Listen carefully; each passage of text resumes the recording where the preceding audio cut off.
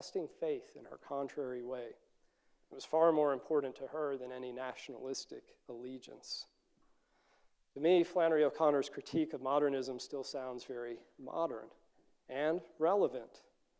So what do we make of Flannery O'Connor in our own time, in a digital age, an era simultaneously of hope and terrorism? A time when, as writer Marilyn Robinson put it recently, the default posture of people is fear. It's hard to escape the news lately. You might have heard about that study in The Economist that concluded that in the time spent watching Gangnam Style on YouTube, humanity could have assembled 4 more Great Pyramids or 2 aircraft carriers. I say we have enough of both, fortunately. My students, who seem to be more living in an age of distraction, are mostly millennials, and I find it interesting to see how people compare themselves to others.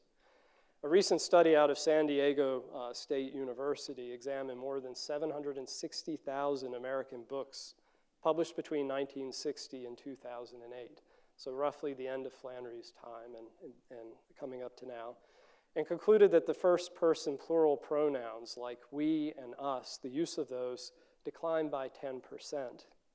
First-person singular pronouns, I and me, went up by 42%. Other studies show that empathy has declined sharply among younger Americans in a digital age. Is this some confirmation of Flannery's prophecy about narcissism and modernity? You might consider this item that's been making the rounds, about a 34-year-old plane passenger. So there was a pop, the starboard motor went out, cabin begins filling with smoke.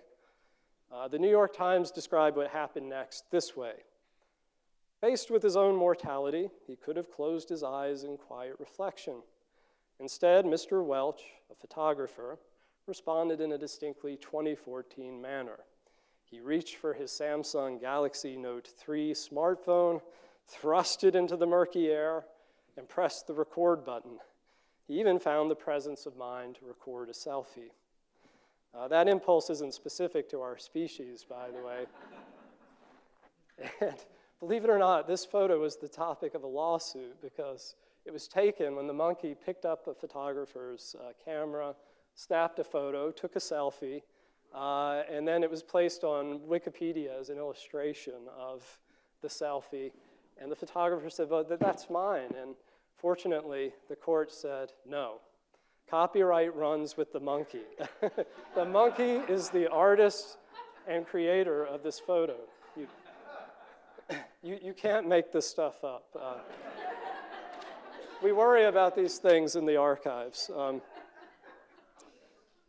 But I can't help but think of Flannery O'Connor's story about Enoch and the gorilla.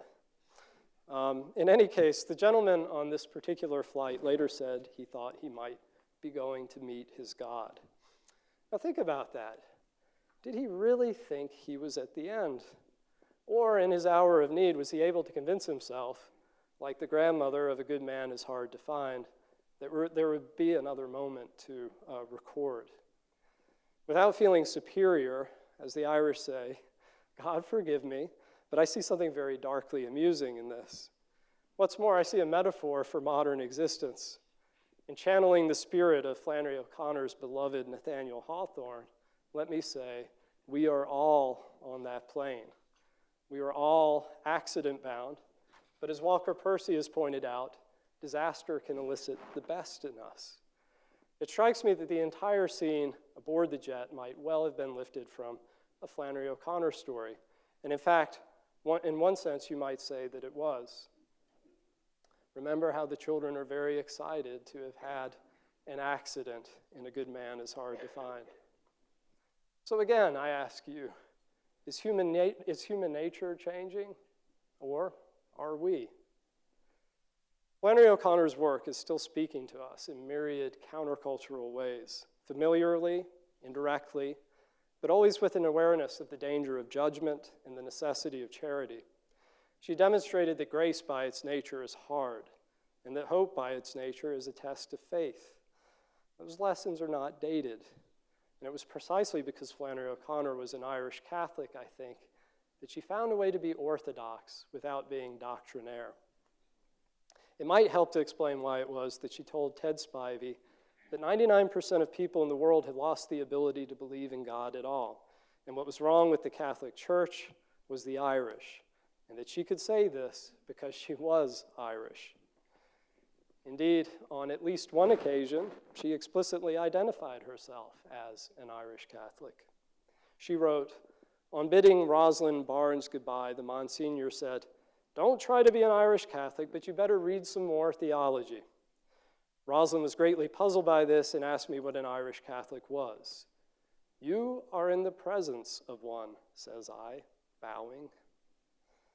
Now that you've seen Mary Flannery O'Connor with her Irish up, I hope that the way you understand her will be changed, that you will let her lower the boom on you, that you might test your own beliefs and get your Irish up too. Thank you.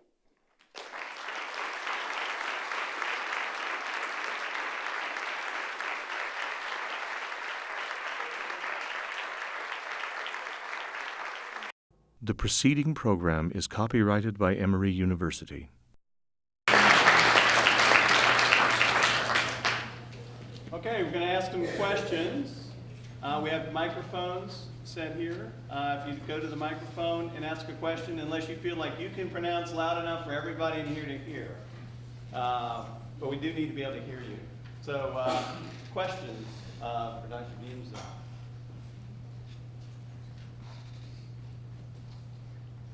Don't tell me there's no questions. A stunned silence ensues. Still back there with the dead mule, aren't you? What was that all about?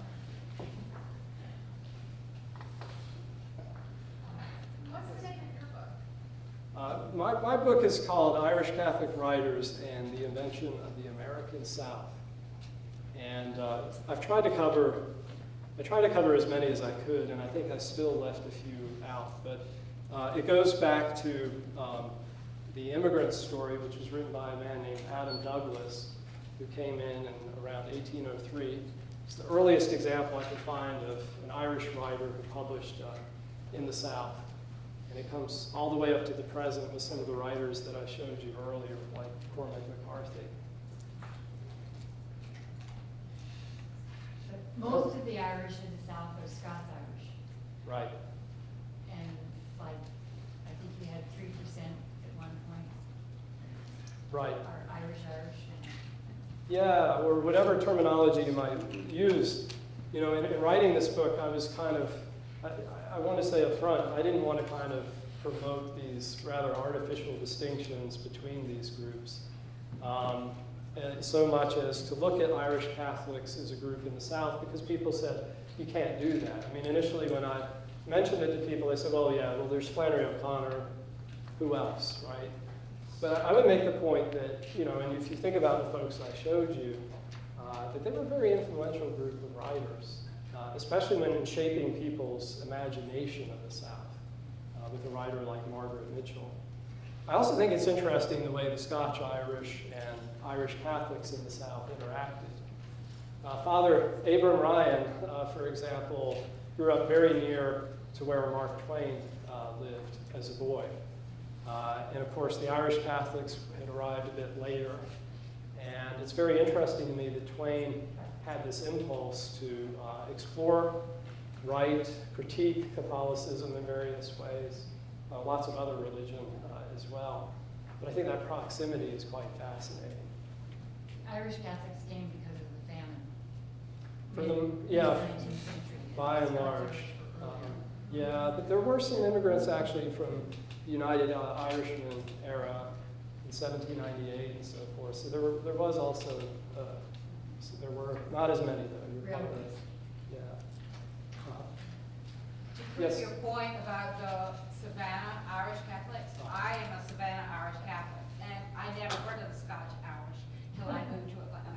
So Right. they didn't exist. They didn't exist.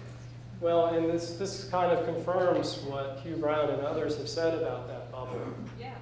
And Flannery O'Connor did live in the shadow of the cathedral in a community that, as Burke and others said, didn't look so different from Ireland in certain respects. right. Yes, sir. Have you found out anything about, if you think it's relevant or irrelevant, about Flannery's social status, the status of her family, in terms of income, education, and vocation?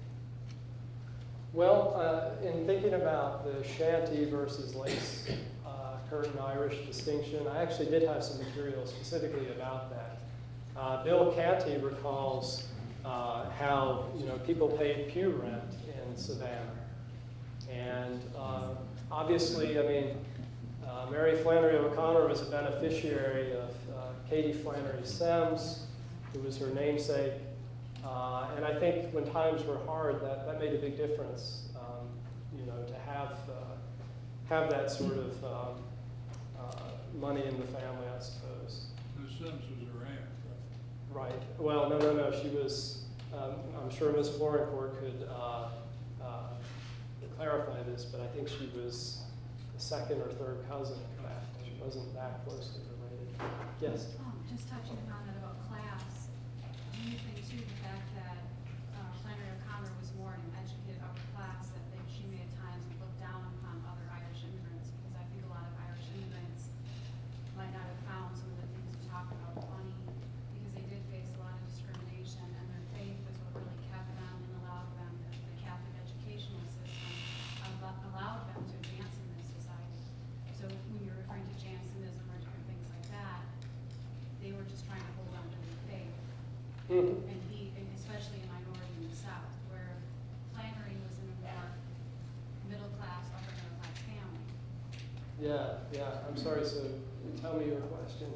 Well, I'm just saying, don't you think that the humor or whatnot, her perspective was also influenced by her class? I think so, Versus yeah. The average Irish Catholic who was struggling as an immigrant in the South,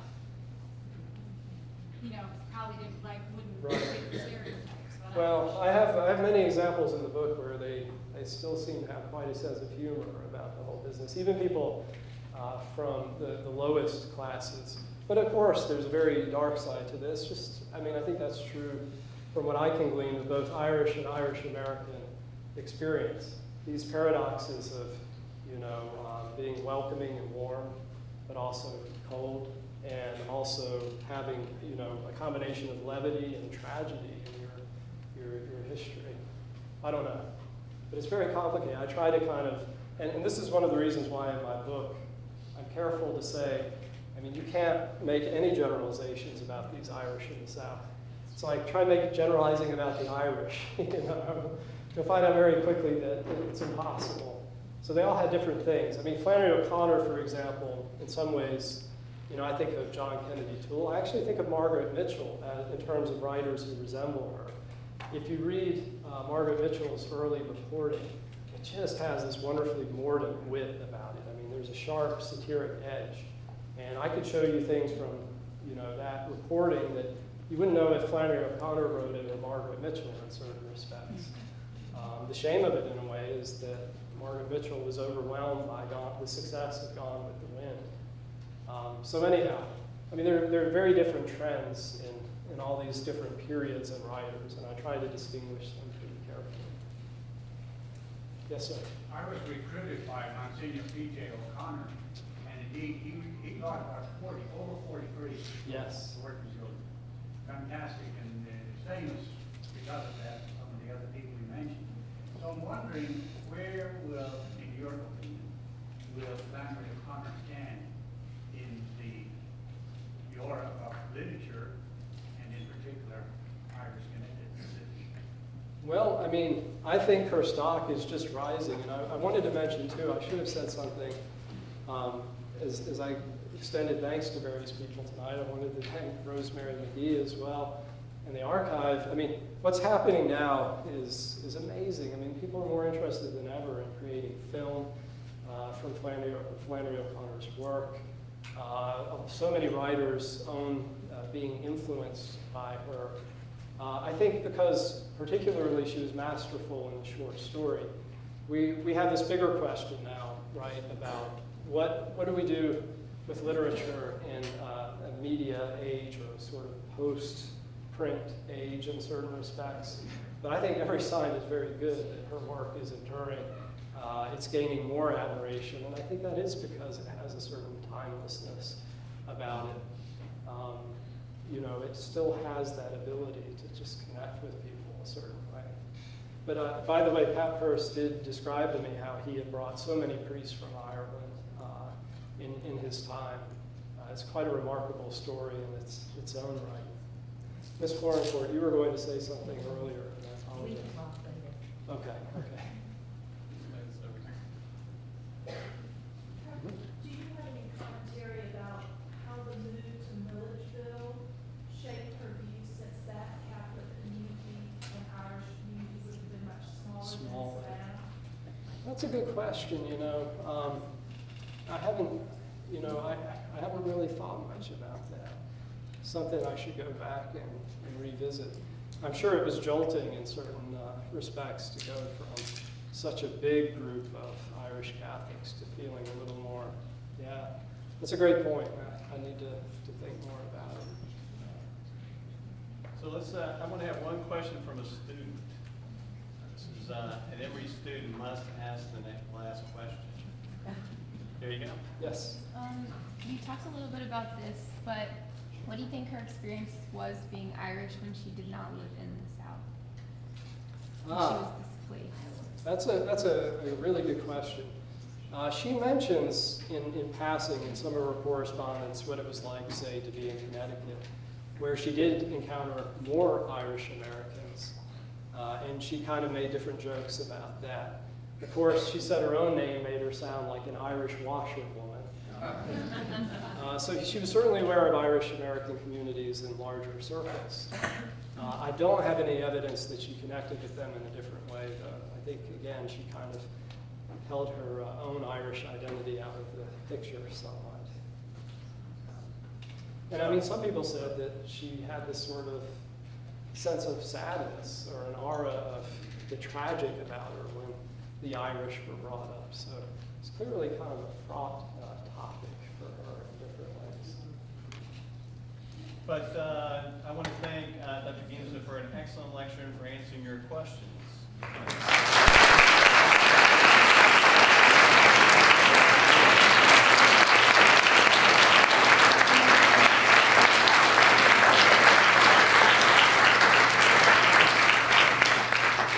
And now, after that lecture and the dead mule and everything that you received here tonight, I'd like you to fill out the assessment card if you would.